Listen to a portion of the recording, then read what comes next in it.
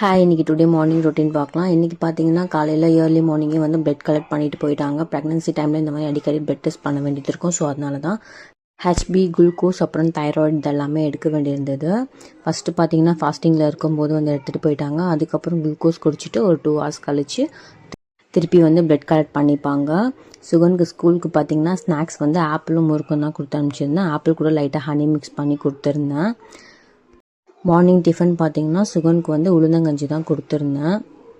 So weekly once வந்து உளுந்தங்கஞ்சி, இந்த ராகி இதெல்லாமே ரெகுலராக கொடுத்துருவேன். அப்புறமா ஆப்பிள், கேரட் இது வந்து வீக்லி ஒரு 3 days வந்து இது அடுத்தடுத்து கொடுத்துருவேன்.